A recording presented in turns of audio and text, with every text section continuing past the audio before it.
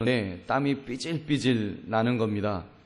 운동복 입고 언덕 올라오면서 이제 땀 나는 것은 이렇게 기분이 좋은데, 나들이 옷을 딱 입었는데 아주 땀이 나니까 아주 찝찝하더라고요. 그런데도 이렇게 매주 올라오셔서 예배 드리는 여러분들, 여러분의 열정이 대단하십니다. 옆에 분에게 한번 이렇게 인사하겠습니다. 대단한 열정이십니다. 축복합니다. 사랑합니다. 대단한 열정이십니다. 축복합니다. 사랑합니다. 어느 연예인에 관한 미담이 기억에 납니다.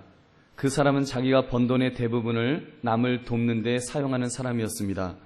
아프리카 같은 빈곤국에 가서 어린아이들을 돕는 일을 하였습니다. 당시 연예인들이 잇따라서 자살을 하고 정계에 있는 유명인사가 또 재계에 있는 아주 거물이 스스로 목숨을 끊어서 세상이 술렁거리던 때였는데, 그때 그분이 이런 이야기를 하셨습니다. 만약 그렇게 스스로 목숨을 끊는 분들이 저를 따라서 이 어려운 아이들을 돕게 된다면 절대로 자살 같은 것은 하지 않았을 것입니다. 그분이 그렇게 발언한 배경에는 어려움 속에 처한 아이들을 돕다 보면 자기도 모르게 보람을 느낀다는 그런 이야기입니다. 아무리 자기의 형편이 어려워도 더 어려운 아이들을 돕고 그들이 회복되는 것을 보면 자기 스스로 살 의지가 생기게 된다는 말을 해주셨습니다. 여러분, 요즘 같은 때에 툭 하면 자살 이야기가 자꾸 나오고, 이제는 특전사, 군인 아저씨까지 스스로 목숨을 끊는 이런 세상에 살다 보니까 우리 아들들 군대 믿고 맡겨도 되나 싶은 정말 불안감이 생기는 이런 때입니다. 여러분, 이러한 때에 무엇인가 조금 전에 그 연예인의 그 미담은 무엇인가 해결책을 찾을 수 있을 것 같은 그런 이야기입니다. 누군가를 도울 수 있다는 것, 선행이라고 하는 가치 있는 사명만 붙들어도 사람은 살 가치를 느끼게 될 줄로 믿습니다. 그런데 오늘 성경은 이보다 더 강력한 힘을 우리에게 소개하고 있습니다. 그 힘의 원천은 교회 안에 있다라고 말씀합니다. 그것이 무엇인지를 우리가 살펴보며 함께 은혜를 나누시는 저와 여러분 되시기를 주님의 이름으로 축원합니다. 말씀을 시작하면서 여러분에게 소개할 한 사람이 있습니다. 그는 바로 오늘 본문 말씀, 이 에베소서를 쓴 저자입니다. 지금 이분이 이 편지를 쓰고 있는 장소는 감옥이었습니다. 여러분, 예수님 당시에 감옥이라고 하는 곳, 더구나 로마에 있는 감옥이라는 곳이 요즘과 같은 감옥과는 전혀 다릅니다. 요즘은 감옥도 아주 잘 이렇게 만들어 놓습니다만, 그리고 또 우리나라 옛날 감옥, 조선시대, 고려시대, 이때로 거슬러 올라가도 우리나라 감옥은 그래도 이렇게 지상에 지어진 나름대로 운치도 있고 정감이 가는 그런 감옥입니다. 그러나 로마에 있었던 감옥은 생각하면 숨이 턱 막히는 그런 곳입니다. 혹시 여러분 중에 폐쇄공포증이 좀 있는 분이 계시다면 이 이야기 듣는 것 좀 조심하셔야 될 것입니다. 로마의 감옥은 땅을 파서 만든 감옥입니다. 춥고 축축한, 한마디로 음습한 곳입니다. 바람도 통하지 않고 빛도 들어오지 않고, 더구나 갇혀진 장소에서 대소변을 보아야 하니 그것이 어떠하였을지 여러분 상상이 가시는지요?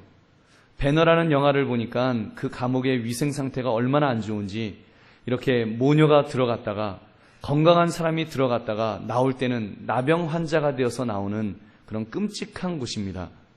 확인한 것은 아니지만 그런 감옥 안에서 조명인들 제대로 해 주었을까요? 아마 분명히 안 돼 있을 것입니다. 저는 유럽에서 이렇게 민주주의가 태동을 하고 인간의 존엄성을 주장하고 인권을 이야기하는 것이 이해가 갑니다.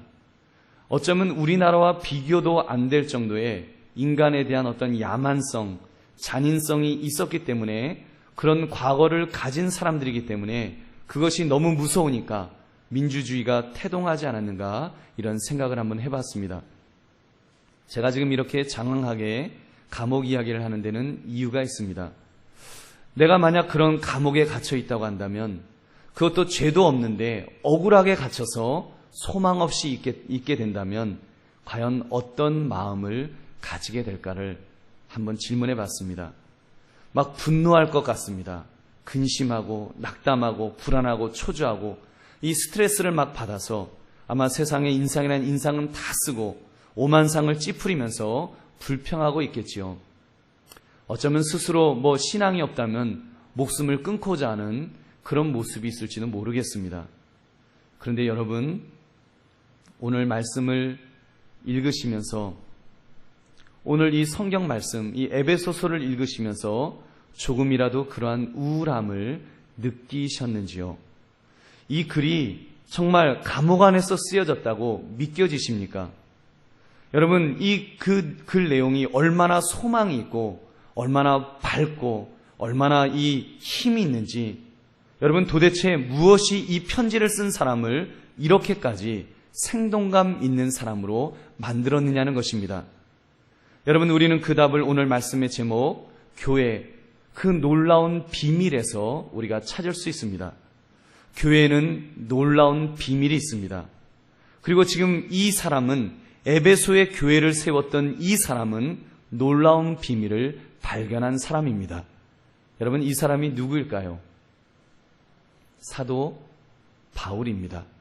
여러분 잘 아시는 사도 바울.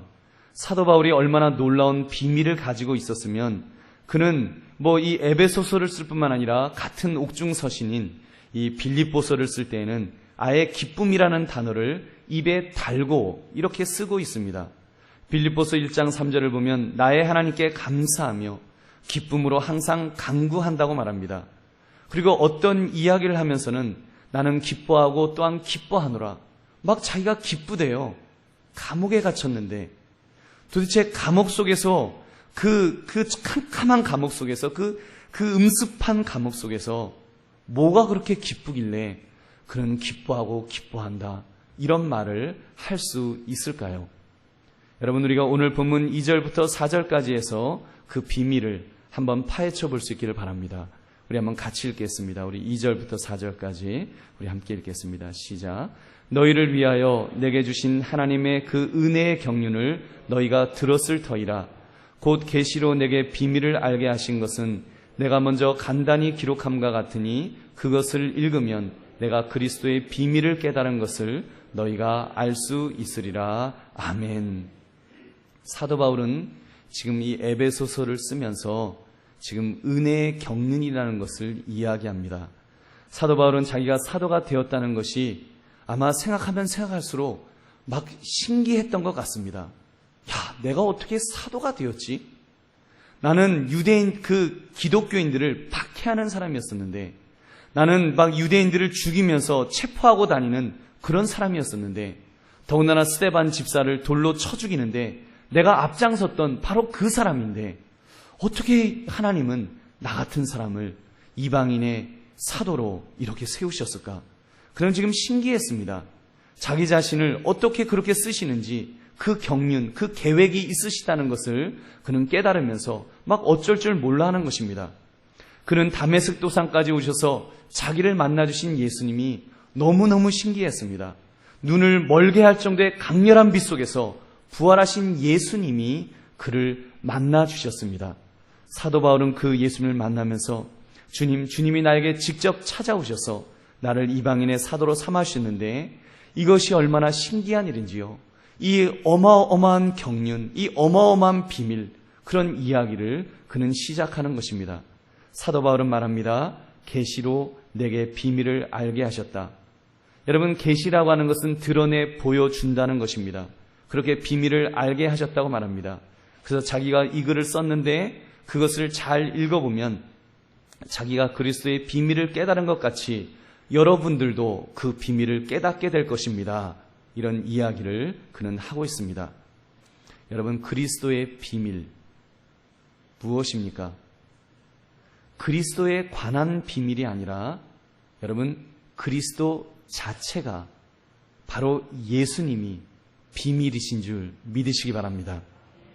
여러분, 그리스도 기름 부음을 받은 자란 뜻이시요, 메시아 구원자란 뜻입니다. 그리고 하나님의 아들이라는 것, 여러분, 이것이 비밀입니다. 이보다 더 신비한 비밀이 어디 있습니까? 교회의 그 놀라운 비밀은 바로 예수 그리스도에게 있는 것입니다. 여러분, 교회 안에는 예수 그리스도가 계십니다. 여러분, 예수 그리스도 하나님의 아들이 이 땅에 오시고 십자가에서 죽으시고 부활하시고 이 땅에 교회를 세우신 바로 그분이야말로, 예수님이야말로 우리 교회가 가지고 있는 가장 놀라운 비밀인 줄 믿으시기 바랍니다. 여러분, 그 그리스도로 인해서 어떤 일이 벌어집니까? 지난주에 화목에 대한 이야기를 나누었습니다. 화목. 먼저 수직적으로는 하나님과의 화목이 있다고 했습니다.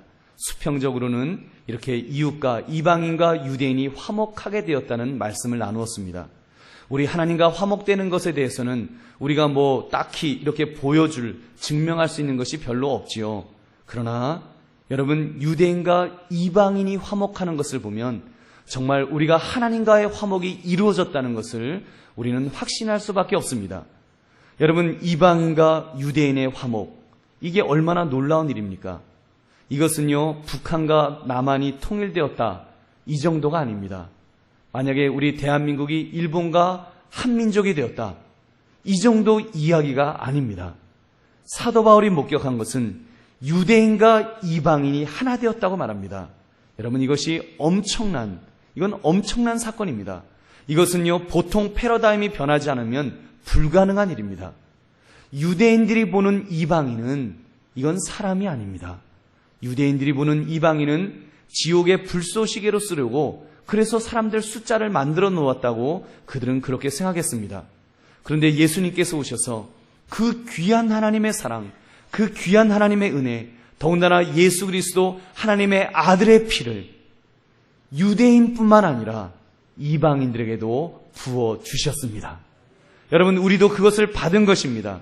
그래서 여러분, 사도 바울이 볼 때는 이방인들이 복음을 받는 것, 그걸 보면서요, 그 구원의 비밀 앞에 막 어쩔 줄 몰라 하는 것입니다. 와, 놀라운 일이다. 아마도 사도 바울이 오늘날 우리 한강교회에 와서 이 예배 드리는 모습을 본다면 그는 아마 심장마비에 걸려서 돌아가실지도 몰라요. 너무 좋아서. 와, 이 복음의 비밀, 예수 그리스도로 말미암아 정말 이 이스라엘 나라와 전혀 정반대에 있는 이 조선 땅, 이 대한민국에까지 한강교회 교인들이 이렇게 주님을 찬양하면서 예배를 드리고 있구나. 그는 너무 기뻐하고 너무 즐거워할 줄로 믿습니다. 여러분, 이것이 바로 교회가 가지고 있는 놀라운 비밀입니다. 예수님이 누구십니까? 여러분, 그분은 하나님의 아들이십니다. 여러분, 믿으십니까? 여러분, 예수님, 하나님의 아들이 우리 안에 있다고 하는 것이, 이것이 얼마나 놀라운 은혜요, 축복이요, 기적인지요. 여러분, 예수님은 그냥 훌륭한 어떤 성자가 아닙니다. 무슨 이렇게 도덕적으로 훌륭한 선생님이나 본받을 만한, 존경할 만한 그런 분이 아니십니다. 예수님은 하나님의 아들이십니다. 여러분, 우주 만물을 창조하신 창조주이십니다. 그분은요, 하나님과 동등됨을 취하지 않으셨을 뿐 근본 하나님의 본체이십니다. 여러분, 믿으십니까? 그런 예수님이세요. 전지전능자이십니다. 그분께서 선포하십니다. 이제는 혈통적으로 유대인만 하나님의 백성이 아니다. 이제는 이방인들도 하나님의 백성이다. 그래서 저와 여러분이 하나님의 백성이 된 줄로 믿습니다. 여러분, 영적 아브라함의 후손이 되었습니다. 그래서 우리가 지난주 화목에 대해서 말씀을 나누면서 우리가 성경적으로 확인을 했습니다. 우리 다시 한번 확인해 볼까요? 우리 에베소서 2장 12절 말씀 우리 한번 같이 읽겠습니다. 시작. 그때 너희는 그리스도 밖에 있었고 이스라엘 나라 밖의 사람이라 약속의 언약들에 대하여는 외인이요 세상에서 소망이 없고 하나님도 없는 자이더니. 아멘. 우리 13절도 한번 읽겠습니다. 시작. 이제는 전에 멀리 있던 너희가 그리스도 예수 안에서 그리스도의 피로 가까워졌느니라. 아멘. 우리가 전에는 멀리 있었는데 이제는 그리스도, 예수 그리스도 하나님의 아들의 피로 말미암아 가까워졌다라고 말씀합니다. 우리 19절 말씀 같이 읽겠습니다. 시작. 그러므로 이제부터 너희는 외인도 아니요 나그네도 아니요 오직 성도들과 동일한 시민이요 하나님의 권속이라. 아멘. 여러분, 예수님이 우리에게 계시니까 예수님으로 말미암아 우리는 하나님의 권속이 된 줄로 믿습니다. 여러분, 우리 한번 옆에 분에게 인사하겠습니다. 우리 주님 안에서 우리 한 가족입니다. 한번 인사하겠습니다. 주님 안에서 우리 한 가족입니다. 여러분, 우리 그냥 가족이 아니에요. 우리 같이 차씨 가문 됐다 이런 이야기 아닙니다. 김씨 가문 됐다는 이야기 아닙니다. 여러분, 우리 하씨 가문 된 줄로 믿습니다. 우리 하나님의 가문 된 거예요. 얼마나 이게 놀라운 축복입니까? 여러분, 이게 놀라운 정말 하나님의 비밀이 이 교회 안에 있는 줄로 믿습니다. 그래서 그는 감옥 속에 있었지만 외치고 있습니다. 3절 4절 보니까 곧 계시로 내게 비밀을 알게 하신 것은 내가 먼저 간단히 기록함과 같으니 그것을 읽으면 내가 그리스도의 비밀을 깨달은 것을 너희가 알 수 있으리라. 여러분, 이래서 우리가 사도 바울이 깨달은 것처럼 우리도 오늘 말씀을 통해서 지금 깨닫고 있는 것입니다. 교회 그 놀라운 비밀, 예수 그리스도의 비밀을 우리가 깨닫게 되는 줄로 믿습니다. 그렇습니다. 교회의 그 놀라운 비밀, 예수 그리스도이십니다. 예수 그리스도 때문에 바로 그분이 교회의 비밀이 되시고 우리가 그분을 붙들고 나아갈 때 여러분 놀라운 역사가 일어날 줄로 믿습니다. 그분께서 화목을 말씀하시면서 수직적으로는 하나님의 화목을 우리에게 말씀하시고 약속하시고 수평적으로는 이방인들과의 화목됨을 우리에게 가르쳐 주셨습니다. 사랑하는 성도님들, 오늘 교회에 나오신 여러분들에게는 이 예수님이 계신지요? 계신 줄로 믿습니다. 여러분, 예수님이 계신 줄로 믿습니다. 이 예배 속에서 예수님은 여러분을 만나 주십니다. 예수님께서 이 예배 속에서 우리의 찬양을 들어주십니다. 우리의 기도를 들어주십니다. 그래서 여러분, 우리의 마음, 죄악으로 얼어붙어 있던 마음을 녹여주시는 줄로 믿습니다. 사랑하는 손님들, 이 놀라운 비밀, 이것이 정말로 있다면 우리의 심장은 이제는 쿵쾅쿵쾅 뛰게 될 줄로 믿습니다. 감격이 있고 놀라운 이 감격, 기쁨, 감사가 있어야 할 줄로 믿습니다. 여러분, 그 속에서 우리가 참으로 우리의 삶에 변화가 일어나기를 원합니다. 기적 같은 일들이 교회 안에서 일어나게 됩니다. 여러분, 오늘 성경은 몇 가지를 그 변화들을 이야기하는데 여러분 어떤 것이 있는지 우리 잠깐 살펴보겠습니다. 교회 안에는 진짜 겸손한 모습이 있습니다. 여러분 아십니까? 우리 한번 읽어볼까요? 8절 말씀 한번 읽어볼까요? 시작. 모든 성도 중에 지극히 작은 자보다 더 작은 나에게 이 은혜를 주신 것은 측량할 수 없는 그리스도의 풍성함을 이방인에게 전하게 하시고 아멘. 사도 바울은 지금 자기가 풍성한 하나님의 은혜를 이렇게 이방인에게 전한다고 말하면서 자기를 소개합니다. 나는 이런 사람입니다. 나는 이런 사람입니다.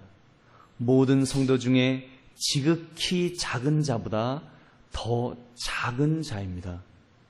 여러분, 이것이 얼마나 기가 막힌 고백입니까? 자기가요 전교 꼴등하는 아이보다 꼴찌하는 아이보다 더 자기가 밑바닥이라고 지금 그렇게 고백하는 것입니다.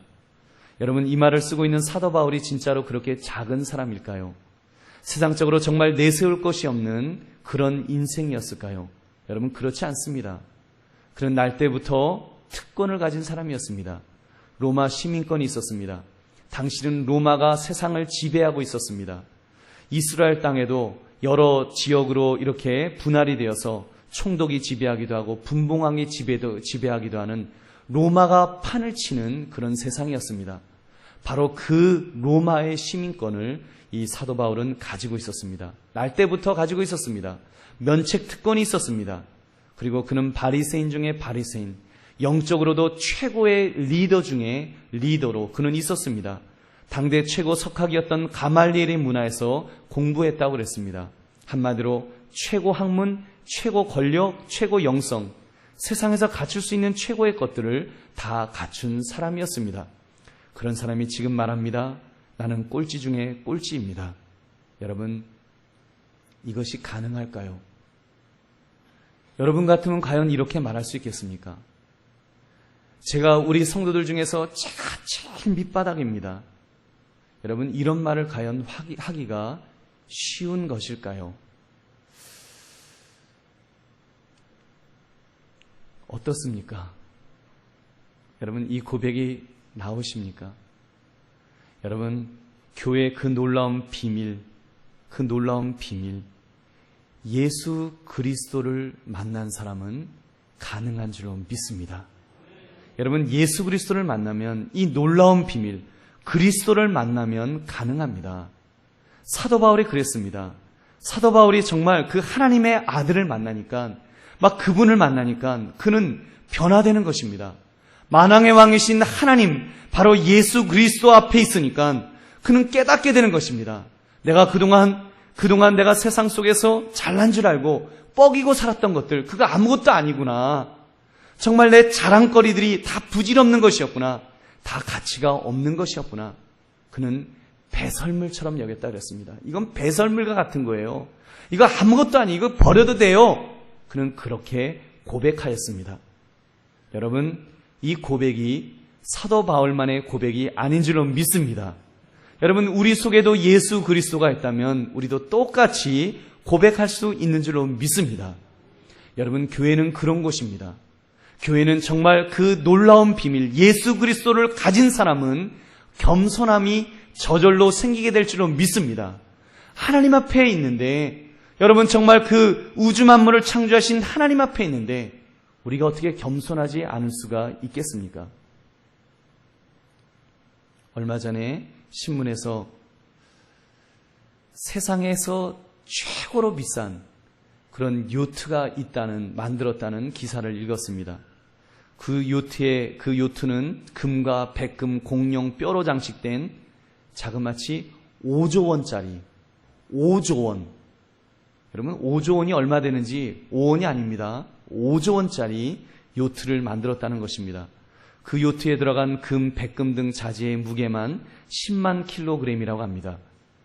보석 세공상인 휴즈라는 사람이 말레이시아 사업가의 요청으로 만들었다는 것입니다. 여러분, 대단하지요? 여러분, 살고 있는 집이 얼마짜리입니까? 여러분, 5조 원짜리 요트하고 비교하면 여러분, 기가 막히지 않습니까? 와, 대단해요. 한번 구경했으면 좋겠는데, 여러분, 그 요트, 천국 바다에 떠 있는 그 나룻배와 비교를 해도 아무것도 아닌 줄 믿으시기 바랍니다. 천국 바다에 떠 있는 나룻배하고 비교하면 그까지 배 아무것도 아닙니다. 천국에는요, 이 세상에서 구할 수 없는 그 가장 귀한 것들로 만들어진 줄로 믿습니다. 그래서 그 초호화 요트가 만약에 천국 문 앞에까지 가게 된다면 아마 천국 문 앞에서 기웃기웃거리다가 잘못했습니다. 제가 감히 번데기 앞에서 주름 잡았습니다. 꼬리를 내리게 될 줄로 믿습니다. 여러분, 그렇습니다. 우리가 세상에서 아무리 잘났다고 자랑하는 사람이라고 할지라도 정말 교회의 그 놀라운 비밀, 예수 그리스도를 만난 사람은 겸손하게 될 줄로 믿습니다. 그 앞에서 무릎 꿇게 될 줄로 믿습니다. 무릎 꿇을 수밖에 없습니다. 제가 몇 주 전에 용산경찰서에 가서 이제 신우의 예배를 드리고 이제 이야기하는 중에 경찰관 이제 직원과 함께 이야기를 했습니다. 그분이 기도 제목을 나누면서 목사님 기도해 주세요. 이제 이런 얘기를 했어요. 직원들 식당이었습니다. 많은 경찰관들, 동료 경찰관들이 옆에 쭉 있었습니다. 또 경찰관은 그래도 좀 힘이 있는, 그래도 힘 좀 쓴다는 사람인데, 여러분, 그분이요, 갑자기 제 앞에서 무릎을 탁 꿇는 거예요. 그랬더니 목사님 기도해 주세요 하는데 제가 얼마나 당황스럽던지요. 그래서 기도를 해드리면서 제가 그분을 보면서 은혜를 받았습니다.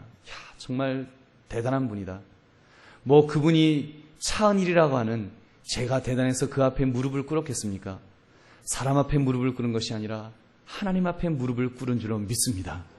하나님 앞에 기도하면서 그가 무릎을 꿇으면서 그분이 무릎을 꿇으시면서 기도하는데 정말 제가 얼마나 은혜가 되든지요. 여러분, 정말 예수 그리스도가 있는 사람은 그런 사람인 줄로 믿습니다. 주님 앞에 무릎 꿇는 자이고 정말 나는 비천한 자입니다. 나는 죄인입니다. 나는 아무것도 아닙니다. 하나님의 은혜가 아니면, 주께서 구원해 주시지 않으면 나는 살 수 없는 자입니다. 나는 죄인 중에 괴수입니다. 나는 가장 작은 자보다 더 비천한 자입니다. 이렇게 고백할 수밖에 없는 줄로 믿습니다. 그러한 은혜가 저와 여러분에게 있어지기를 주님의 이름으로 축원합니다. 또 하나는 교회 안에는 기도가 있습니다. 여러분, 우리 12절 말씀 우리 한번 같이 읽겠습니다. 시작. 우리가 그 안에서 그를 믿음으로 말미암아 담대함과 확신을 가지고 하나님께 나아감을 얻느니라. 아멘. 우리가 그 안에서 그를 믿음으로, 여러분 누구를 믿습니까? 예수 그리스도를 믿음으로 말미암아 담대함과 확신을 가지고 하나님께 나아감을 얻느니라. 그는 이렇게 말합니다. 기도하였다는 것입니다. 여러분, 교회의 그 놀라운 비밀인 예수 그리스도가 있으면 기도하게 되어 있습니다. 기도할 수밖에 없습니다. 여러분, 예수님이 계신데, 그 예수님이 나와 함께 하시는데 어떻게 기도하지 않겠습니까? 예수님께서 기도하라고 우리에게 격려하여 주시는 줄로 믿습니다. 여러분, 히브리서 4장 15절 16절 말씀 우리 같이 한번 읽어보겠습니다. 시작.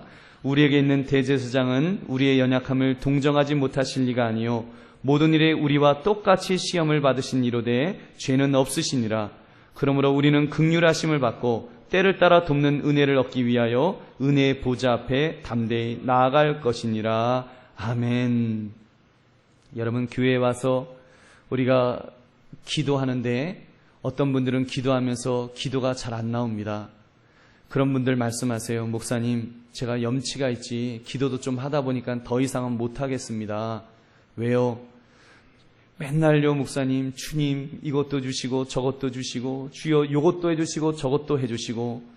좀 눈치가 있는 분들은 목사님, 이제는 더 이상 염치가 없어서 더는 기도를 못하겠습니다. 벼르기도 낯짝이 있지 매번 달라는 기도만 어떻게 합니까? 근데 기도가 하면 그런 기도만 나오는데 어떻게 합니까? 그러면 기도를 멈추겠습니까? 여러분, 오늘 우리가 읽은 이 말씀 보니까 우리의 대제사장은 예수님을 말씀하는 거예요. 우리의 대제사장, 우리가 예수님을 만나는데 그 만나는 예수님은 막 이렇게 엄해갖고 인상을 탁 찡그리고 탁 보면서 도대체 기도를 그따위로 하냐? 네가 뭐 기도를 겨우 그것뿐이 못해? 이런 분이 아니라고 성경은 말씀합니다. 그분은 우리의 연약함을 동정하지 못하실 이가 아니요 모든 일에 우리와 똑같이 시험을 받으신 이로되 죄만 없다 그러셨습니다. 여러분, 이것이 얼마나 큰 은혜요, 복음인지요, 복된 소식인지요.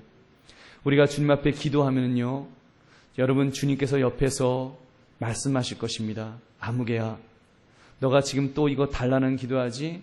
네가 저거 달라는 기도하지? 내가 너를 잘 안다. 너 그렇게 기도해도 돼. 내가 너의 아픔을 알아. 내가 너의 슬픔을 안다. 나도 겪어보았어. 나도 너의 연약한 것, 내가 육신을 입으면서 내가 다 겪어보았던 일이야. 아무개야, 내가 너를 위해서 중보한다. 내가 너를 위해서 중보기도 한다. 아무개야, 용기를 가지고 기도해라. 기도해라. 기도해라. 말씀하십니다. 여러분, 우리가 주님 안에서 그 음성을 들어야 합니다. 교회의 그 놀라운 비밀은 바로 예수 그리스도를 만나는 것입니다.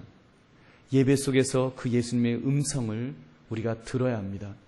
여러분, 그 음성을 들으면 우리가요, 그 음성을 들으면은 오늘 성경은 놀라운 말씀을 하고 계세요. 우리가 은혜 보좌 앞에 담대히 나아갈 수 있다고 그랬습니다. 우리 기도할 때 그러잖아요. 예수님 이름으로 기도합니다. 예수님의 이름으로 기도하지 않습니까? 그러면 은혜의 보좌 앞에 나간다는 거예요. 여러분, 은혜의 보좌가 어디 있습니까? 천국에 있지 않습니까? 천국에까지 우리가 나아간다는 것입니다. 이건요, 영통하는 것입니다.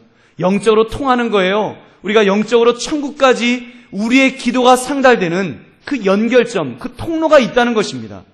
여러분, 그렇다면 우리 기도하는 사람, 예수 그리스도를 모시고 기도하는 사람은 천국이 약속된 줄로 믿습니다. 여러분, 우리에게는 천국이 약속되어 있는 거예요. 지금 죽어도 천국 가십니까? 그 말씀, 그 질문하는데 아멘! 이 아멘이 저절로 나오게 될 줄로 믿습니다. 우리는 왜냐하면 매번 기도할 때마다 예수의 이름 가지고 하나님의 은혜의 보좌 앞까지 우리는 나가는 것입니다. 은혜의 보좌를 움직이는 기도를 하는 사람, 여러분, 예수를 만난 사람들이 그 기도를 하는 줄로 믿습니다.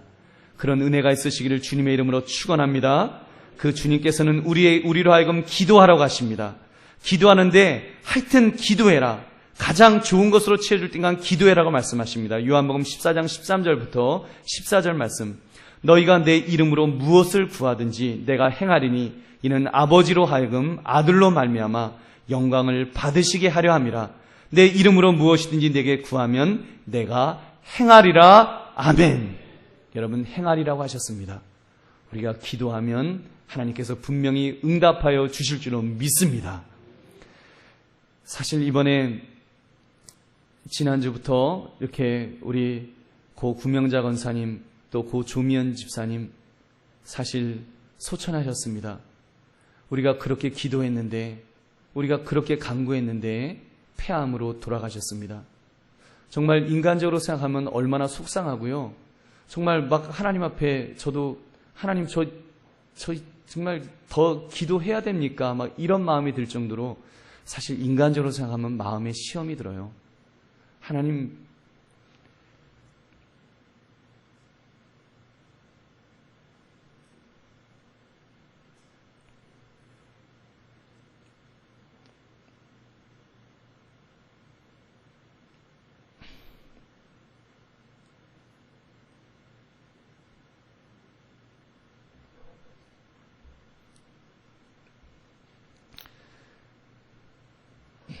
그리고 목사는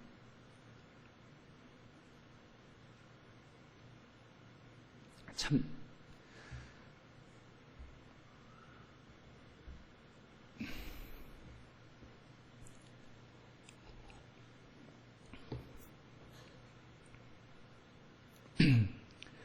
죄인 같은 마음이 듭니다. 하나님 왜 응답 안 하십니까? 어떻게 그러십니까? 이런 마음이 들지만 그러나 그 두 분이 가신 공통점이 있습니다.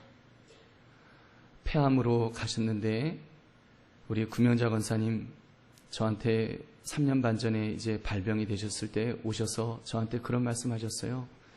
감사원금을 이렇게 저한테 맡기시면서 목사님, 제가 죽는 거는 괜찮은데 우리 가족들 구원받았으면 좋겠습니다.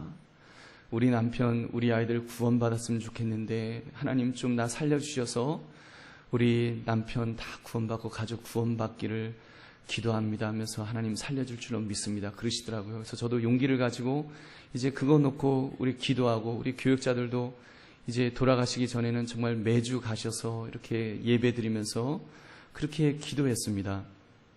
근데 그 돌아가시는데 그 마지막 모습이 얼마나 참 복되게 가셨는지요. 그 남편의 품 안에서 이렇게 편하게 가시는데요. 남편이 이렇게 간증을 하세요. 그 호흡이 보통 이제 좀 이렇게 호흡이 막 거칠어지고 막 헉헉거리다가 마지막 숨이 멎을 때는 이렇게 사람이 굉장히 그 마지막 그 끈을 놓기가 힘들어 합니다. 근데요, 구명자 권사님 돌아가시는데 언제 숨이 끊어진지 모르게 그냥 이렇게 편안하게 가셨대요. 그래서 그 남편이 예수님 안 믿으셨습니다. 근데 권사님께서 우리 교회에 모시고 오셔서 함께 예배를 드리고 이제 몸이 건강에 점점 안 좋아지시면서 화곡동에서 오시려면 너무 힘들잖아요. 그래서 화곡동에 있는 교회에 등록하시고 이제 집사님으로 이렇게 그 남편께서 이렇게 임명을 받으셨습니다. 그리고 사실 아드님이 오늘 일부 예배 때 오셨어요. 그러면서 하시는 말씀이 아버님이 오늘 이렇게 못 오셨습니다 하면서 그 교회에서 오늘 예배 때 간증을 하십니다 그러시더라고요. 그리고 그 둘째 아드님은 아직 그 믿지 않으셨는데 우리 교회에도 어렸을 땐 다니셨대요. 그런데 이제 같이 아버님 모시고 교회 가서 이제 신앙생활을 하겠노라고. 그래서 우리 권사님 생전에는 그 둘째 아드님이 예수 믿는 거는 응답이 안 됐었는데 이제 돌아가셔서라도 분명히 응답이 될 줄로 믿습니다.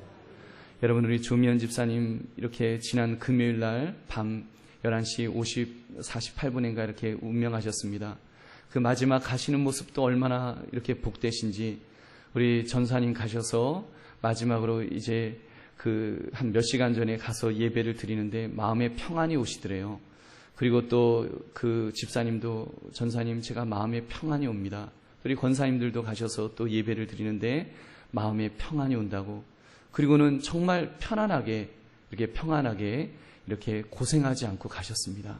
그리고 그 가신 그 모습이 얼마나 주무시는 것처럼 예쁜 모습으로 가셨는지요. 그 마지막에 이렇게 화장을 이렇게 하는데 막 눈물이 이렇게 나더라고요. 정말 저렇게 고운 모습인데 하나님 정말 아깝습니다, 이런 마음이 들지만 하나님은 분명히 또 뜻이 있으셔서 또 그렇게 불러가신 줄로 믿습니다. 우리가 기도하면 하나님께서는 분명히 좋은 것으로 주시고 우리에게 필요한 것을 채워주시고 우리의 기도를 결코 땅에 떨어지지 않도록 붙들어 주시는 분이신 줄로 믿습니다. 우리 그 하나님 바라보시면서 우리 믿음으로 기도하시는 저와 여러분 되시기를 주님의 이름으로 축원합니다. 한 가지만 더 말씀드리면 그 놀라운 비밀을 깨달은 자는 복음의 일꾼이 될 수밖에 없습니다. 우리 7절 말씀 우리 한번 같이 읽겠습니다. 시작. 이 복음을 위하여 그의 능력이 역사하시는 대로 내게 주신 하나님의 은혜의 선물을 따라 내가 일꾼이 되었노라. 아멘. 여러분, 이 사도 바울이 예수님 만난 후에 자기가 만난 예수님 전하는 일에 얼마나 애를 썼는지 모릅니다. 그는 감옥에 갇혀서도 이렇게 편지 쓰면서 이 복음을 전해야 됩니다. 이 복음을 전해야 됩니다. 그는 얼마나 즐거워했는지 모릅니다. 심지어 그가 이런 이야기까지 합니다. 자기가 예수님 전하는 것 때문에 특정 범죄 가중처벌법으로 평생 감옥에 썩게 된다고 할지라도 자기는 기쁘고 또 기쁘다고 그는 그렇게 말합니다. 실제로 바울을 반대하는 사람들이 교회 안에 있었습니다. 그래서 그 사람들이 이렇게 바울이 전도하다 잡혔기 때문에 자기들이 나가서 막 전도를 하면 바울의 죄가 이렇게 가중될 것이라고 그들은 기대했습니다. 그래서 열심히 전도를 한 사람들이 있었습니다. 영혼 구원이 목적이 아니라 불순한 목적, 바울을 해치려는 목적에서 전도를 했는데 그는 이렇게 말합니다. 빌립보서 1장 18절 말씀. 그러면 무엇이냐? 거칠애로 하나 참으로 하나 무슨 방도로 하든지 전파되는 것은 그리스도니 이로써 나는 기뻐하고 또한 기뻐하리라. 얼마나 멋진 고백입니까? 복음을 전하는 것을 최고의 가치로 여긴 사람이 이런 고백을 하게 되는 줄로 믿습니다. 예수 그리스도가 그 마음에 있었기 때문에 그는 그 열정이 있었습니다. 복음 전하는 것, 이 기쁜 소식 전하는 것, 그는 열정을 가지고 그렇게 전하였습니다. 저는 지난주에 교사들이 여름 성경학교 하는 것을 보았습니다. 바쁘신 중에 월차를 내고 또 휴가를 내고 다른 일을 뒤로 하고 아이들을 가르치셨습니다. 제가 오늘 칼럼에도 썼지만 목적이 있는 휴가를 즐기시고 있었습니다. 그 황금 같은 휴가 기간에 코 흘리게 아이들과 씨름하는 것을 즐기는 모습을 보았습니다. 그들에게 내가 만난 예수님이 없었다면, 정말 그 그리스도 그 놀라운 비밀이 없었다면, 그것이 깨달아지지 않았다면 그렇게 열심을 내지 않으실 것입니다. 여러분, 그런 은혜가 있으신 줄로 믿습니다. 또 이제 중고등부도 수련회를 갈 것입니다. 가장 예민한 아이들, 조금만 뭐라고 해도 나 요즘 사춘기예요. 아이들이 그렇게 말합니다. 무슨 사춘기를 암행어사 마패쯤으로 알고 그렇게 휘두르는 그 아이들. 이제 그 아이들과 씨름하실 것입니다. 교회 안에서 이 놀라운 비밀, 예수님을 만난 사람은 여러분 그 아이들과 씨름하면서도 그 시간을 즐길 줄로 믿습니다. 그리고 8월 8일 이제 위구르로 단기 선교를 떠납니다. 솔직히 우리 선교팀 뭐 이렇게 대단하게 준비되신 분들은 아닙니다. 우리가 무슨 장기 선교사로 막 그렇게 준비되신 분들은 아니지만 여러분, 이 위구르족이라고 하는 이 위구르족, 또 이 시대적인 상황이 하나님께서 또 우리 교회에서 그런 단기 선교팀을 그곳으로 보내는 것인 줄로 믿습니다. 지금 중국 정부의 탄압에 의해서 그 잊혀져가는 민족에게, 세계적으로 별로 관심을 가지지 않는 그런 민족에게 우리 선교팀이 가는 것입니다. 그들에게 우리 예수님을, 내가 만난 예수님을 소개하고 돌아오려고 지금 이렇게 가는 것입니다. 토마스 선교사님은요, 26살에 이 땅에 들어오셔서 성경책 던져주고 그리고 목배임을 당하셨습니다. 그 당시에는 어이없는 죽음이라고 그렇게 보였겠지만 영적 판도를, 조선 땅의 영적 판도를 바꿔놓는 그런 놀라운 역사가 일어난 줄로 믿습니다. 여러분, 우리가 지금 이렇게 예배 드릴 수 있는 것 바로 그 토마스 선교사님이 최초의 순교자로, 선교사로 이렇게 참으로 복음을 전하셨기 때문에 우리가 이렇게 이 놀라운 비밀을 함께 공유하게 된 것입니다. 여러분, 우리 팀이 가서 물론 순교하러 가는 것은 아닙니다만, 여러분, 언어도 다르고 또 문화도 다르고 외모도 다르지만, 여러분, 정말 그곳의 영적 비밀, 예수 그리스도를 전하기 위해서 이렇게 가십니다. 여러분, 우리 단기 선교를 위해서 우리 기도 많이 해주시기 바랍니다. 여러분, 특별히 기도 많이 해주셔야 됩니다. 왜냐하면 위구르 상황이 지금 그다지 좋은 편은 아닙니다. 얼마 전 작년에는 우리 라마다 기간 동안에 가서 긴장했었는데, 올해는 위구르의 또 폭탄 테러로 수십 명이 죽는 사고가 일어났습니다. 그런 지역에 이렇게 가기 때문에 여러분 꼭 기도해 주시고, 우리 어느 장로님 그런 말씀 하시더라고요. 조심하세요. 그랬더니 가서 죽는 거는 겁 안 납니다. 그러시더라고요. 그래서 장로님 돌아가시는 건 겁 안 나지만 남아있는 우리들은 겁납니다. 제가 속으로 이제 그렇게 생각했습니다. 여러분 기도 많이 해주십시오. 그리고 이제 위구르 지역이요, 굉장히 외진 지역입니다. 우리나라에서 비행기를 3번 갈아타야 돼요. 그래서 경비도 많이 듭니다. 여러분, 우리 또 기도로 또 후원해 주시고 또 물질로도 후원해 주셔서 정말 이번 단기 선교에 그런 영적으로 물질적으로 그런 후원 속에서 우리가 함께 주님의 큰 일을 감당하시는 저와 여러분 되시기를 주님의 이름으로 축원합니다.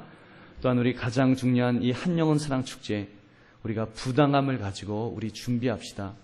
여러분이 작정한 또는 작정하지 않았다고 할지라도 정말 그 영혼들, 그분들에게도 우리 이 교회 이 놀라운 비밀, 예수 그리스도의 비밀을 우리는 가진 자들이기 때문에 우리가 그것을 전해야 될 줄로 믿습니다.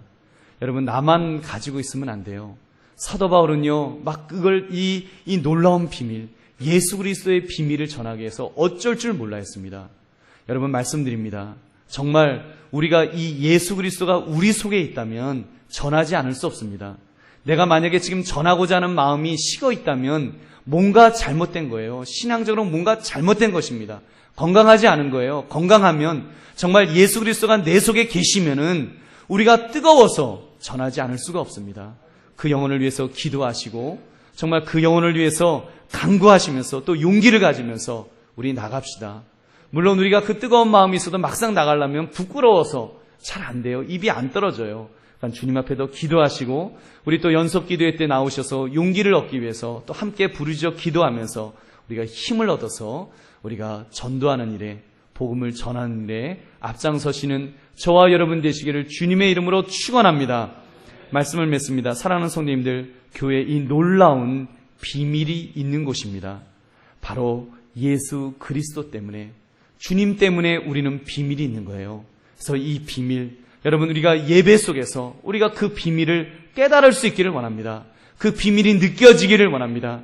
예수님이 느껴져서, 예수님이 정말 나를 붙들어 주시고 은혜 주시는 것이 느껴져서 우리 속에서 변화가 일어나야 됩니다.